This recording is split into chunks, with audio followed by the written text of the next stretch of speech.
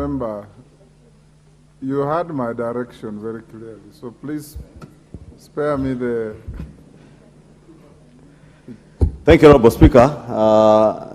And in reply, let me thank the members who have contributed to this debate and agree with many of the sentiments that they have said, including what has just been said by our former Deputy Speaker on the session of paper number 10 of 1965. And it is indeed true that resources were geared towards the most productive areas.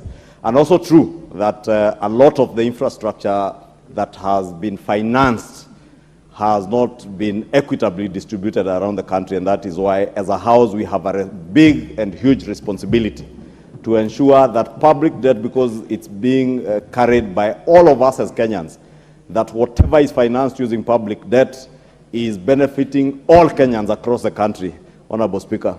Honorable Speaker, is also true what has been said, that we must take up our role in terms of ensuring, as we prepare our budgets, as we oversight our ministries, departments, and agencies of government, we ensure that there is actual fiscal consolidation, because the fiscal consolidation does not begin with the Budget and Appropriations Committee.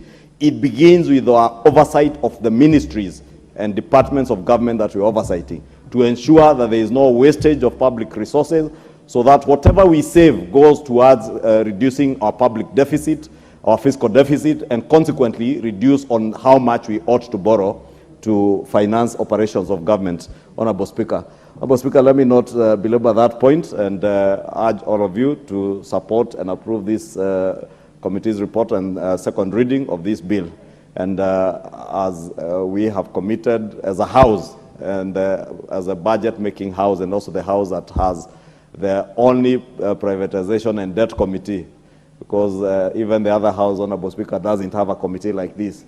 Therefore, it's an onerous task that Makali Mulu and Shurie have in leading that committee to ensure that even the public debt we get goes towards what we have always said in our Budget and Appropriations Committee reports, that it is debt that is going to financing specific projects. And this committee has that responsibility to ensure that debt goes to finance specific projects. And that's the beauty of doing multilateral and bilateral concessionary loans, because they come with such conditionalities that they must be project specific, unless Eurobond that is not project specific and goes into a pot where you can't tell what happened to the money and what it's being utilized for. With those many remarks, Honorable Speaker, I beg to reply. Thank you, Majority Leader. I now put the question, which is that the Public Finance Management Amendment Bill, National Assembly Bill number 16 of 2023, be now read the second time.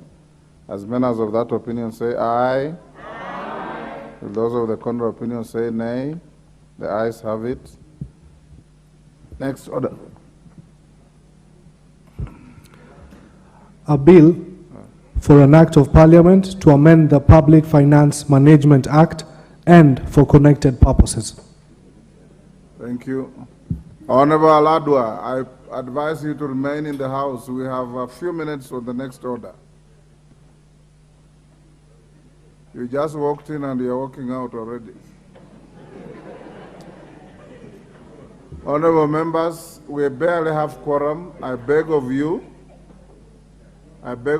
to hold on to your seats. The next order, I would want it to be prosecuted in no more than 20-25 minutes. I'll invite the clerk to call it out. Have you? Order number 9.